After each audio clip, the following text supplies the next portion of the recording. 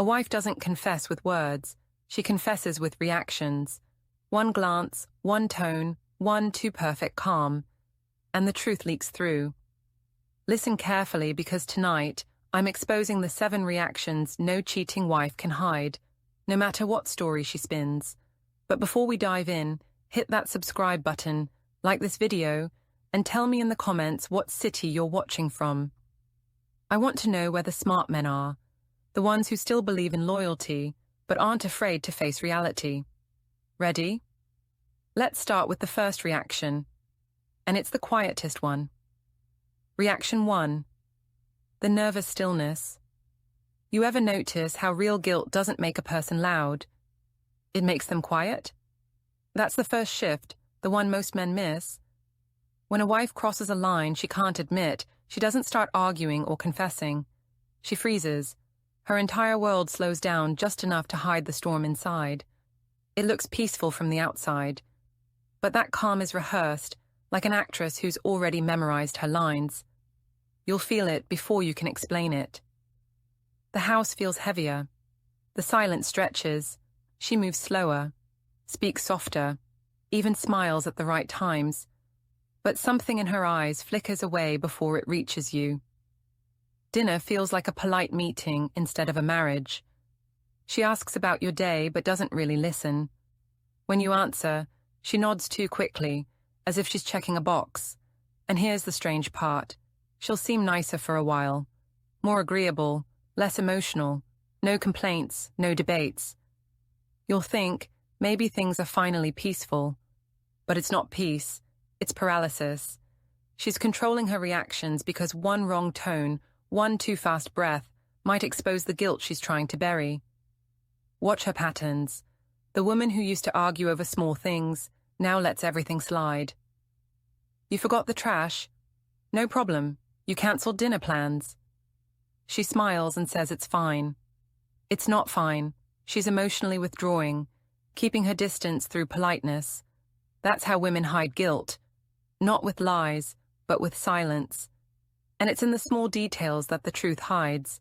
Her phone starts living in her hand, but the notifications vanish. The laughter on calls fades when you walk into the room. She scrolls late at night, screen dimmed, claiming she's reading messages from the girls. But notice how her body tenses when you pass by. That's stiffness. That's nervous stillness. It's her body remembering what her conscience wants to forget. You'll also see it in her routines. The woman who once sang in the kitchen now hums quietly, almost absent-mindedly, like her mind is somewhere else. She lingers in the shower longer, stares at her reflection before bed, scrolling through her phone like it's holding her secret life hostage.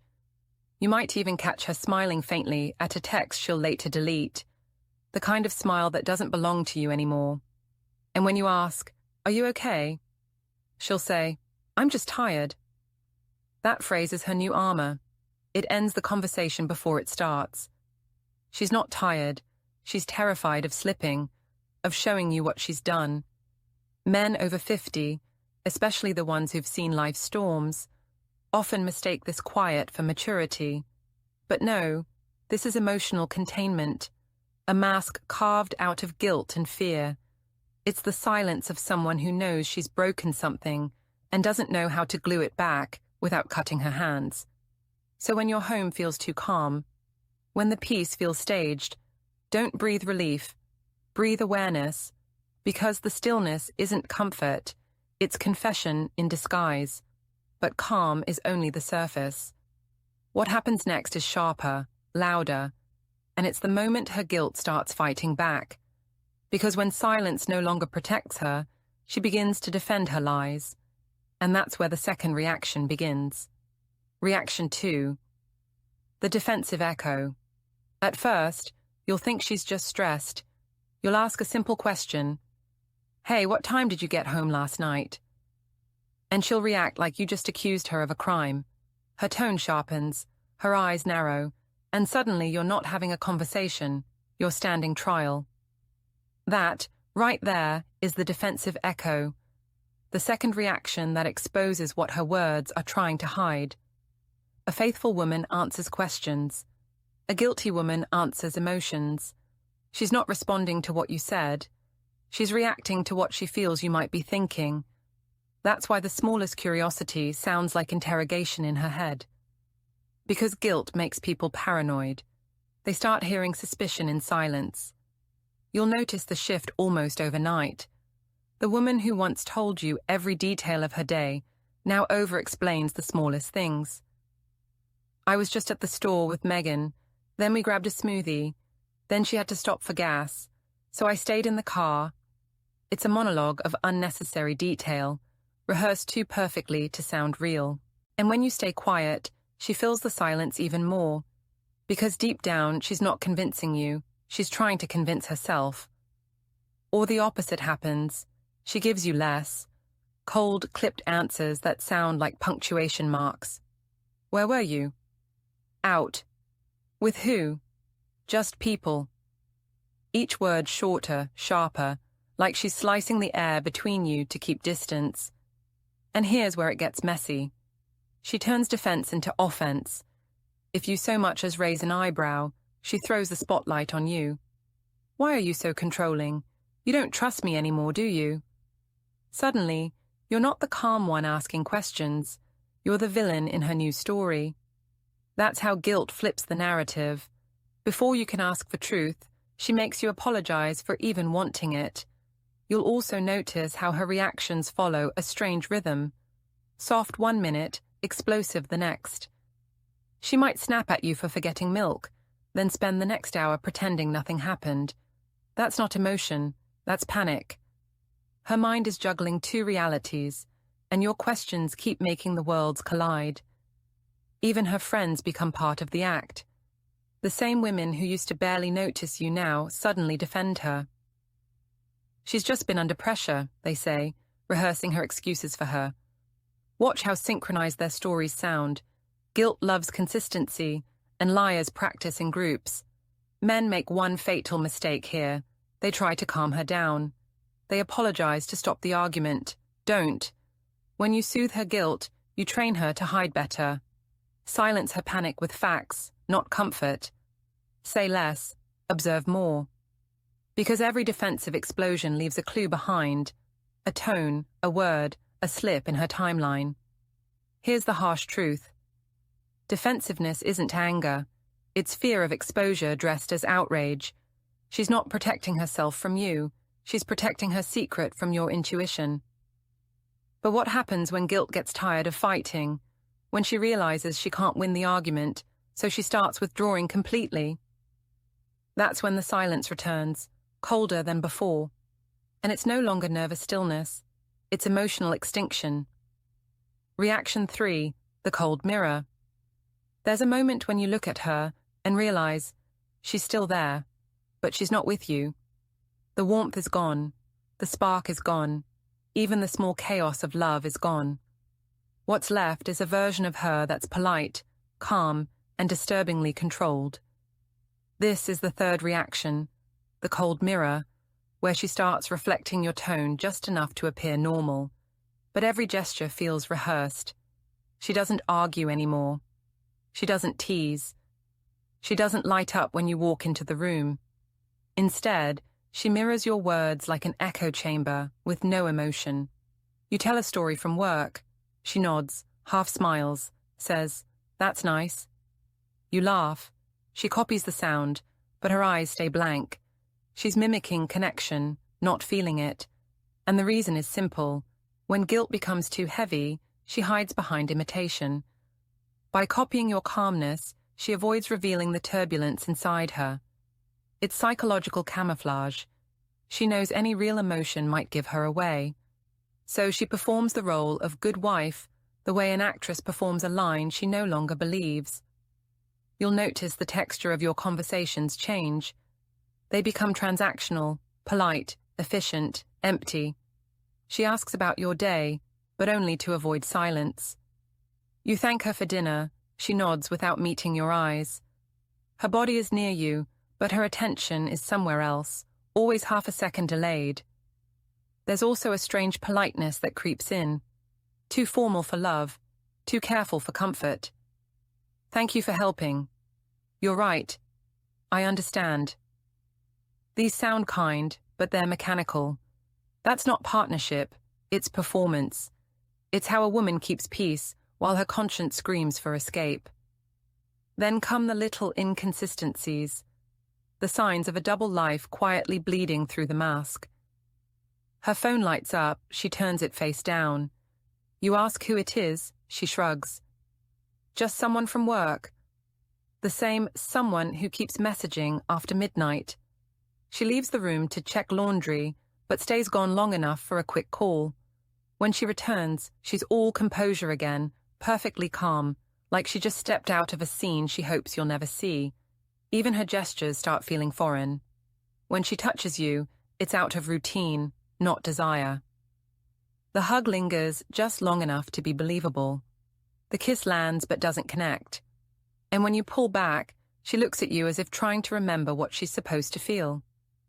That's the cold mirror, the reflection of what used to be love, now hollowed out and framed with guilt. Here's what most men miss. She's not being distant because she stopped caring. She's distant because she's terrified of being found out. The coldness is her shield, the stillness before confession or collapse. But masks always slip, and when imitation no longer hides the truth, she needs a new story, one that makes her the victim and you the reason. Because when a woman can't hide her betrayal, she starts rewriting history, and that's the next reaction, where truth becomes fiction and the marriage becomes a cover story. Reaction 4, the narrative shift. It starts with one sentence that sounds innocent. We haven't been happy for a while. That's how every rewritten story begins, with a quiet rearranging of the past. You'll notice this shift slowly, like smoke filling a room. She stops remembering the good moments and starts collecting the bad ones. The same woman who used to tell everyone how patient, loyal, and kind you were now says things like, "You've changed," or "We just grew apart." That's not reflection, that's revision. She's rewriting the history of your relationship, trimming out the warmth and highlighting the flaws so she can justify what she's already done, or what she's planning to do. Guilt doesn't like loose ends, so she creates a new script where she's the victim and you're the reason she fell. Every story she tells, every conversation she starts has the same tone. Nostalgic disappointment. She's not remembering, she's rehearsing. You'll hear it in her language. "I used to feel so connected to you," becomes, "I never really felt understood." "We've been through a lot together," turns into, "We've been stuck for years." It's not about truth, it's about comfort. Because if she can convince herself the love was already broken, then what she's hiding doesn't feel like betrayal anymore. Watch her when she talks to others. You'll notice she plants seeds. Subtle comments to friends, to family, sometimes even online. Posts about choosing peace or outgrowing people who no longer align with your energy. Those aren't quotes. Those are confessions dressed as wisdom. Even her close friend, the one who suddenly texts you less and glances away when you say hello, starts mirroring her version of events. That's how you know the new narrative has gone public. She's not just hiding something. She's recruiting allies for her rewritten story. Then comes the emotional distortion. She takes your arguments, your mistakes, your ordinary flaws, and magnifies them until you sound like the villain in her private movie. The time you forgot your anniversary. Now it's years of neglect. The night you were too tired to talk. Now it's emotional abandonment. The small human moments that once made you both laugh have been weaponized into evidence. And here's the cruel part. She'll deliver these lines with absolute calm. No shouting, no tears, just quiet conviction. Because by now, she's not lying to you. She's fully convinced herself, but you'll see the cracks if you look closely. The way her tone trembles when you agree instead of defending yourself. The flicker in her eyes when you say, "You might be right." That's the part of her that knows this story is built on guilt, not truth. Still, she'll keep rewriting because every edited memory helps her distance herself a little more. This is the stage where she becomes emotionally bulletproof, untouchable, righteous, and terrifyingly calm. But rewriting the story isn't enough forever. Eventually, she has to live the new version. The one where she's free, independent, and finally focusing on herself. That's when the next reaction begins, a performance of freedom so convincing it almost hides the escape she's already planning. Reaction 5. The freedom performance. One day she wakes up and suddenly becomes busy. Not with you, with life, with new friends, new habits, new routines that never seem to include your name. It sounds harmless at first. She says things like, "I just need to focus on myself," or "I've been neglecting my independence." But don't mistake this for self-growth. This is the freedom performance, a show carefully designed to look like empowerment while quietly removing you from the stage. The shift is subtle but relentless. The woman who once asked you to pick her up from work now insists, "I'll drive myself." The one who used to share every detail of her day now guards her schedule like classified information. She goes out, with friends, but you never know which friends, and she always gets home late. Not too late to raise suspicion, just late enough to build distance. You'll see her routine change first. More gym visits, more me time, more girls' nights that never seem to end with photos. Her phone, once forgotten on the counter, now travels with her everywhere, even to the bathroom. The perfume you used to love sits untouched, replaced by something new, something sharper. And when you ask who noticed, she laughs and says, "No one. I just wanted a change." It's not change, it's camouflage. Freedom has become her cover story. Psychologically, this is the guilt escape route. A cheating or emotionally withdrawn wife can't stand the mirror of her own deceit, so she creates a new identity that feels clean, independent, evolving, untouchable. It gives her permission to live in two realities, one that looks healthy and another that hides the truth. She'll start using words like space, balance, boundaries. Words that sound wise but are meant to build walls. And as those walls rise, you'll realize she's stopped consulting you on anything. She buys new clothes without mentioning it, makes plans without asking, changes her routine without explanation. It's not rebellion, it's erasure. The irony is, she'll frame it all as self-care. "You should be happy for me," she'll say. "I'm finally taking care of myself."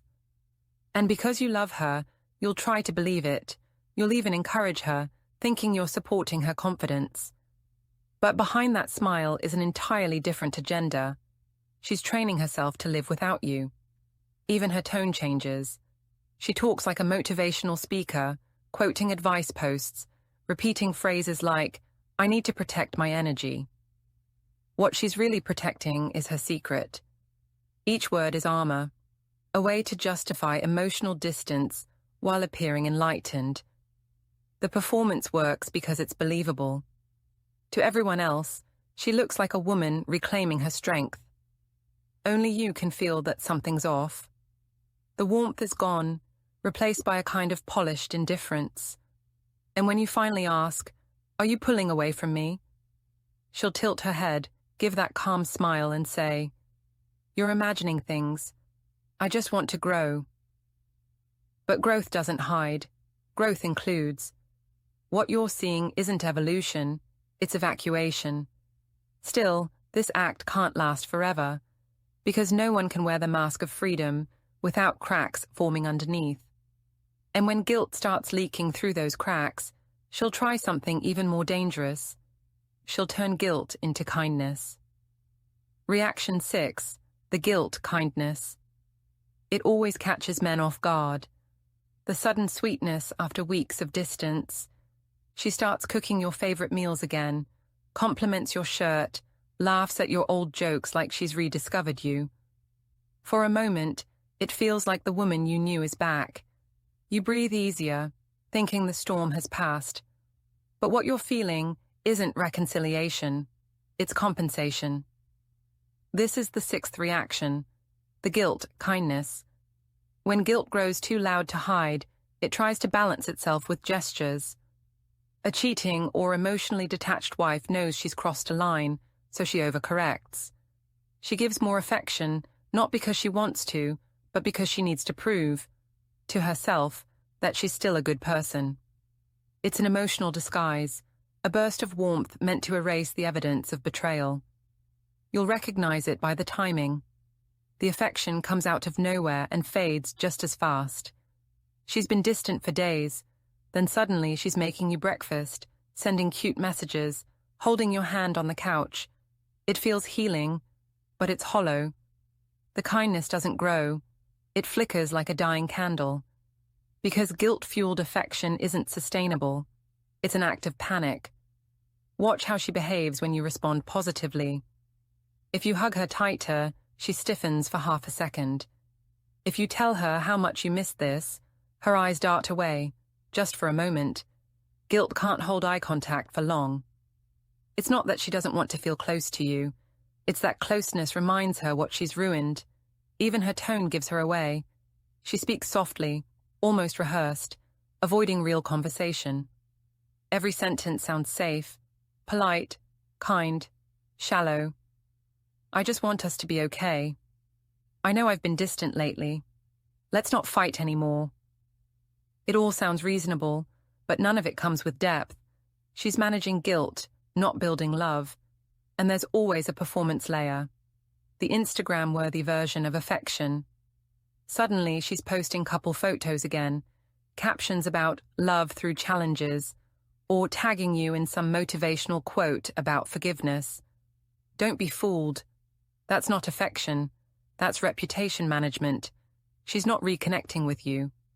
She's rebranding the relationship so no one suspects what's really going on. Even her friends will notice the shift. They'll say, "She's been so sweet lately," without realizing it's guilt in disguise. Because guilt doesn't always punish. Sometimes it compensates with sugar. But sugar doesn't heal a wound. It just numbs the pain for a moment. And when that sweetness fades, and it will fade, you'll feel something colder than before. The silence returns, heavier, emptier, final. Because after guilt burns itself out, there's nothing left to give. No warmth, no pretense, just emotional exhaustion and quiet detachment. That's the danger of this phase. It gives you false hope. You start believing she's coming back, when really, she's saying goodbye with a smile. But what comes next makes even guilt seem gentle. Because once the kindness ends, the final reaction begins. The one where she stops pretending altogether. And that's when you realize she's already gone, even while she's still sitting across from you. Reaction 7, the emotional vanish. You won't notice the moment it happens, it's too quiet for that. One day, you'll wake up and realize she's stopped reacting altogether. No anger, no affection, no sarcasm, no spark. Just calm, eerie neutrality. This is the last reaction, the emotional vanish, when she's physically there, but emotionally erased. And it's not an accident, it's preparation. This is how women leave long before they pack a single bag. They detach layer by layer until nothing's left to hold on to. The arguments stop because she doesn't care to win. The conversations dry up because she's no longer trying to connect. Even her sighs disappear. She's mastered the art of emotional stillness, a silence that doesn't seek peace but signals farewell. You'll see it in her eyes first. They used to follow you around the room without her realizing it. A glance, a smile, a spark. Now they barely land on you. She looks through you, past you, as if you're furniture she's already decided to donate. The woman who once flinched when you were upset now doesn't even blink. You've lost the emotional gravity that used to pull her close. It's not coldness, it's evacuation. She's removing herself from her own feelings to make leaving easier. That's why her voice sounds too calm, her words too measured. When you ask, "What's wrong?" she answers, "Nothing." And this time she means it, because she's emptied out every emotion that once connected her to you. Her habits confirm it. She moves through the house like a ghost of her former self, polite, functional, detached. She folds laundry, answers questions, pays bills, all with the efficiency of a stranger renting space. The intimacy you once shared has been replaced with quiet coexistence. She's already living in the aftermath of the breakup. You just haven't caught up yet. Even her friends notice the difference, though they can't quite name it. They'll say things like, "She seems so calm lately," not realizing that calmness is just emotional vacancy. A woman in love vibrates with life. A woman preparing to leave vibrates with silence. And here's the cruelest part. She'll still smile. The same soft smile that used to mean everything now means nothing. It's the practiced expression of someone tying up loose ends. She'll still say, "Love you," out of habit, maybe even kiss you on the cheek before work. But the energy behind it is gone. It's muscle memory, not meaning. This is the stage where men often panic. They beg, they promise change, they try to provoke emotion just to prove she still feels something. But she doesn't react. You can't argue with absence. Once a woman reaches this level of detachment, her silence isn't punishment, it's closure. And yet, even here, there's a flicker of truth. The vanish doesn't happen overnight. It's built on every ignored instinct, every missed reaction that came before. Because when a wife disappears emotionally, it's not the beginning of the end. It's the confirmation that the end already happened. See you in the next video.